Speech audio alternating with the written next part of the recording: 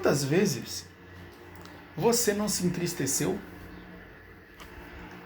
com certas coisas que não faziam o mínimo sentido? Você se entristeceu. E estou falando isso porque eu quero falar da vida real de vocês. Tá? Da vida real de vocês. Para que vocês olhem para a realidade e consigam identificar a quantidade de erros que vocês estão cometendo. E que isso, de uma certa forma, atrapalha a sua vida. Eu vou te contar uma experiência minha. Eu sempre fui um cara muito estudioso. Eu sempre amei estudar. De todas as coisas que há na face da Terra para fazer, estudar é aquilo que mais me dá prazer. Eu me sinto realizado. Eu me sinto produtivo.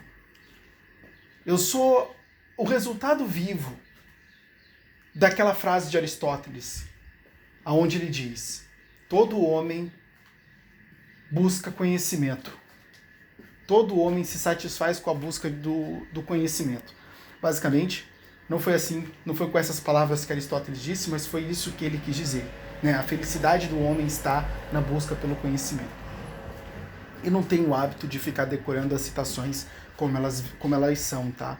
Não faço isso porque eu acho que isso é inútil. Tudo que você precisa saber é semântica. Eu vejo muitas pessoas tentando decorar citações como elas são ditas, né? Mas, na verdade, não. A ideia é você memorizar a semântica, ou seja, o que aquilo quis dizer. Depois você coloca suas palavras em cima, né? Mas, de qualquer modo, eu sou isso. Sou isso. Pense na coisa mais prazerosa que tem para fazer. Transar. Eu posso trocar sexo por estudo. Fácil. Fácil. É a coisa que mais me dá prazer. Mas, o que acontece, né? Por eu sempre estudar muito, eu sempre fui um cara conhecedor de várias coisas. Né? E uma vez eu fui conversar com um amigo meu, a gente estava conversando, e eu começava a falar as coisas e ele me contestava. Entende? Mas eu percebia que ele contestava coisas que eram verdades totais, absolutas. Entende? E basicamente ele não aceitava nada que eu falava. Entende? Basicamente havia ali um desrespeito claro, como se ele não quisesse aceitar que eu sabia mais do que ele sobre aquela questão. É como se ele não quisesse aceitar a minha influência. Entende? E eu percebi claramente, porque eu, Eric, quando eu sei que alguém está falando a verdade, eu entendo rapidamente que é a verdade e eu aceito aquela influência. Porque ele está sendo verdadeiro, ele está falando a verdade é o que mais importa. Sempre que alguém te disser a verdade, aceite essa influência na hora, independente de quem seja. Pode ser um mendigo na rua, você tá entendendo? Porque as pessoas, o que acontece? Ela vê um cara de terno e gravata, muito bem vestido, né? E, logicamente, o que sai da boca daquele cara parece ter mais valor do que um maltrapilho. Não é? Se botar um maltrapilho na sua frente e o cara bem vestido, o que sai da boca do cara bem vestido vai ter mais significado para você do que o que sai da boca do maltrapilho. Não é? Só que essa questão do gatilho da autoridade, isso basicamente é conhecido como gatilho da autoridade, onde você tende a aceitar melhor aquilo que uma autoridade, ou aquilo que parece uma autoridade, diz. Né? Então, Você vê um cara de jaleco branco te dando conselhos para a saúde e se auto-intitulando como médico, ainda que ele realmente seja médico ou não, você tende a aceitar melhor os argumentos dele do que de um cara comum, vestido com roupas comuns, que não aparenta ser uma autoridade. Não é? Não é? Vide os comerciais da Colgate. Né? Onde o seu dentista recomenda a Colgate. O seu dentista. Né? Não é o seu vizinho. Não é o fulaninho da esquina. Não é o Zeca do bar. Mas é o seu dentista. Recomenda a Colgate. Bom, se o dentista recomenda, né? Quem sou eu? Mas de qualquer modo, esse gatilho da autoridade, ele tende a funcionar muito. E o erro das pessoas é aderir a esse atalho mental ao invés de fato, pesar os argumentos. Qual destes dois, independente de suas vestimentas, independente de suas posições, independente de seus status, qual destas pessoas me diz a verdade? Por quê? A verdade está acima dos status. A verdade está acima da autoridade, porque a verdade é a própria autoridade. Cristo nos faz perceber isso brilhantemente. Ele diz: eu sou a verdade. Ele mesmo diz: eu sou a verdade. Ele vai dizer que ele também é a vida. Eu sou a verdade. E ao mesmo tempo ele dizia o quê? Eu sou o Filho de Deus. Então, ele dizia que ao mesmo tempo ele era a verdade e que ao mesmo tempo ele era a autoridade. E como Cristo não mente, não é?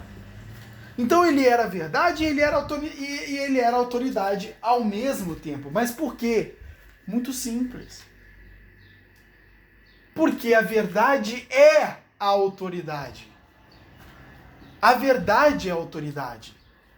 E não aquele cara de jaleco branco. E não aquele cara de terno e gravata, parecendo um executivo.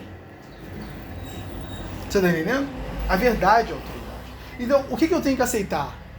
Eu tenho que aceitar a verdade. O que eu tenho que buscar? Eu tenho que buscar a verdade. E é isto que importa. É isso que faz seres humanos inteligentes. A busca pela verdade acima de todas as coisas. Ela está no topo. Ela é o santo grau. Ela é o máximo. Ela é o ápice. A verdade. Então, todo aquele que te disser a verdade, entenda uma coisa. Não importa quem ele é. Não importa se é o presidente da República ou mendigo, não importa. Se o que sair da boca dele é verdade, isto é a autoridade. Isto é a autoridade.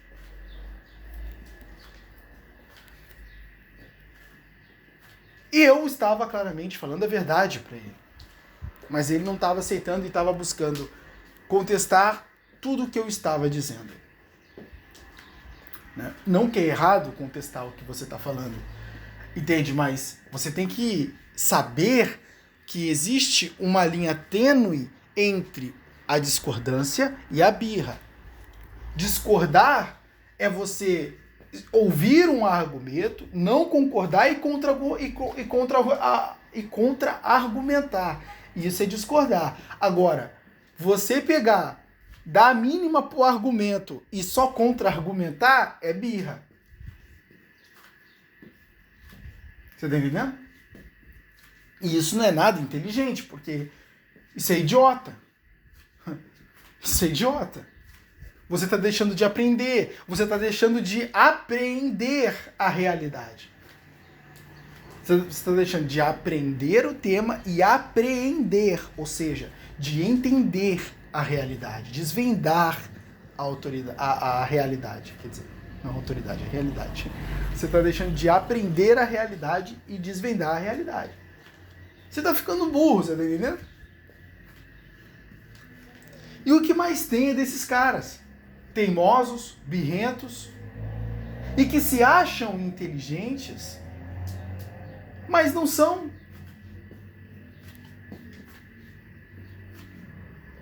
Então, eu via que o cara não me respeitava. E tudo bem. Mas, tudo bem hoje. Naquele momento, eu fiquei puto. Eu fiquei revoltado. E também, eu fiquei um pouco triste por não ter tido o respeito que eu achava que eu merecia. Até que chegou o Santo Epíteto. Né? E eu me perguntei, eu posso controlar o desrespeito? Não. É algo que está fora do meu controle. Eu não posso controlar o desrespeito. Está fora do meu controle. As pessoas me respeitam se elas acharem que deve, e me desrespeitam se elas acharem que deve. Entende? E elas vão seguir segundo o seu próprio coração, a sua própria cabeça. Entende? E tá tudo certo. E aí foi que eu consegui trazer a cura para minha vida, né? Eu disse, realmente, eu não posso controlar isso. Se eu não posso controlar, qual é o meu problema?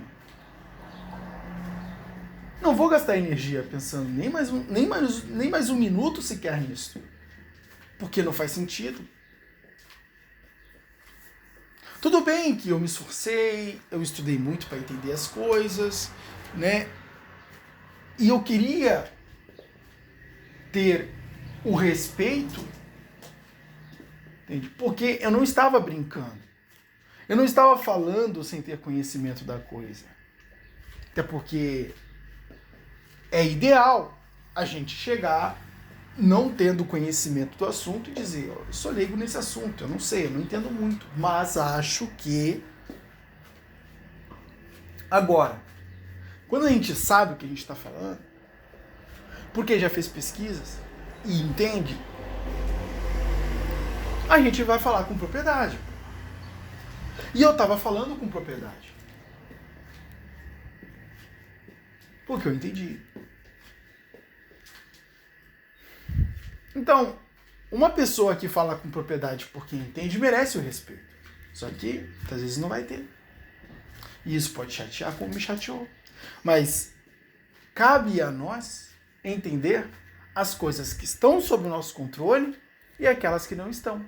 O que estava sob o meu controle naquele momento era enxergar a situação de uma outra ótica. E enxerguei da ótica que Epíteto me oferecia. Afinal, ele ensina. Pergunte-se o que eu posso controlar e o que não pode. Foque naquilo que você pode controlar e deixe para lá. Ignore o que você não pode. Eu não posso controlar o respeito das pessoas, então ignorei. Este foi o ângulo que Epíteto me ofereceu. E é o ângulo que Epíteto também te oferece. Então, o que você pode controlar e o que você não pode na sua vida? Olha para a sua realidade. Hoje mesmo, você pode estar triste com algo que aconteceu e que você não tem controle nenhum sobre isso. Uma pessoa que te ofendeu e agora você está chateado porque foi ofendido por uma pessoa. Você controla a ofensa dos outros? Você controla a língua dos outros? Você controla a fala dos outros? É óbvio que não, você não controla nada disso. Mas o que você controla? O que você controla? Você controla a forma como você vê isso. O ângulo pelo qual você está contemplando isso. Entende? Se você ficar triste com as coisas que você não pode controlar, então o seu estado emocional é influenciado por uma coisa que é algo que você não pode deter. Então o seu estado emocional, ele é elevado por coisas que você não pode combater. Que você não pode muitas vezes nem sequer enfraquecer, porque não está sob o teu controle. Deixar o teu estado emocional nas mãos daquilo que você não pode controlar é deixar o seu estado emocional volúvel. É deixar o seu estado emocional nas mãos de algo que vai te controlar. Porque aquilo que você não pode controlar, a partir do momento que tem controle sobre o teu estado emocional, te controla. Perceba o quão nós somos fracos dentro da estrutura da realidade. Quantas coisas não nos controlam ao longo do dia? Um xingamento, uma ofensa, não é? Uma ação que não esperávamos de uma outra pessoa para conosco, para com a gente que nos prejudique. Não controlamos nada disso. Mas essas coisas nos controlam o tempo todo. E sendo que isso não faz sentido. Por quê? Porque diante de mim eu tenho a possibilidade de que nada mais me controle. Se eu tenho a possibilidade de que nada mais me controle, então por que eu aceito ser controlado? O que eu posso fazer nesse exato momento para não permitir mais que estas coisas que estão fora do meu controle me controlem?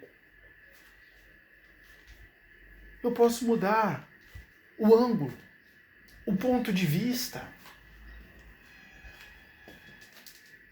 Eu controlo a forma como eu vejo as coisas. Se alguém me ofendeu, tudo bem, eu não controlo a ofensa dele. Então, e outra, eu só posso permitir com que ele me ofenda se eu me sentir ofendido. Se eu não me sentir ofendido, está tudo bem. Ah, mas eu me senti ofendido. Tá, você se sentiu ofendido, mas espera aí. Por que não mudar e mudando os pontos de vista acerca daquela ofensa até não se sentir mais? Porque se eu aciono um determinado estado negativo automaticamente, isso tem que me dar mais razões para lutar, porque eu não posso reagir às coisas no automático. Eu preciso ter o autocontrole. Então, se eu automaticamente me ofendo com uma ofensa, então eu preciso estabelecer outras formas de olhar aquela situação para que eu elimine isso. Entende? Por exemplo, esta ofensa falou mais sobre ele do que sobre mim.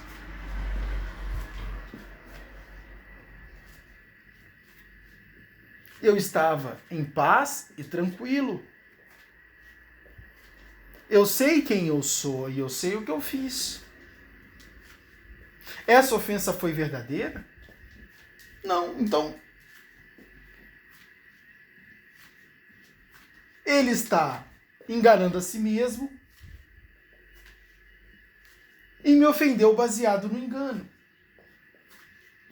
Ele é um idiota. Não, é exatamente o que todos os idiotas fazem. Primeiro estão enganados e depois xingam os outros com base no seu próprio engano. Não é?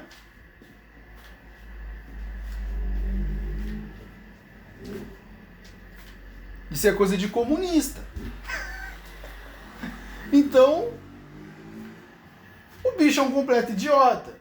O que você pode fazer? Você ignora.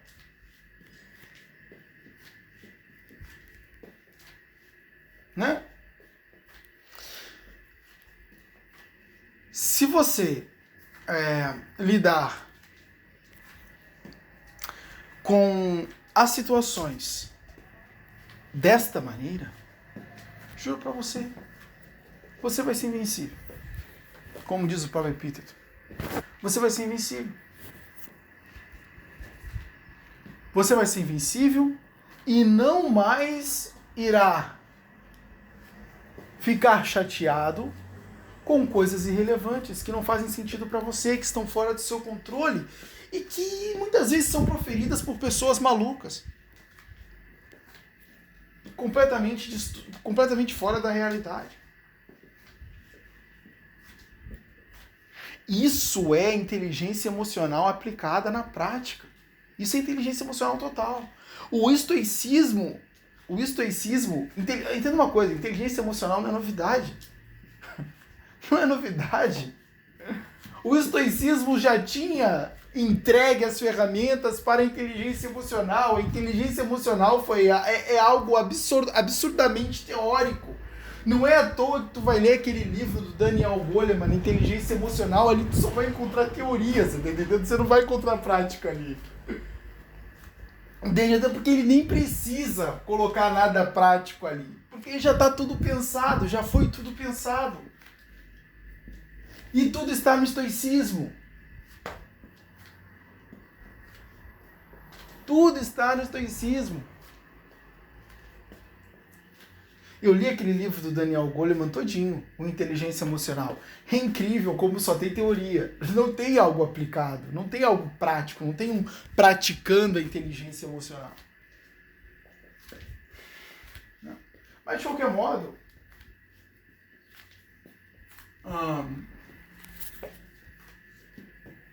o caminho para que você consiga se blindar, consiga blindar as suas emoções dessas situações cotidianas e recorrentes, é esse.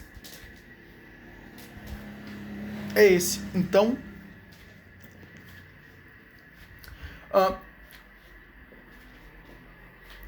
aprenda a usar isso.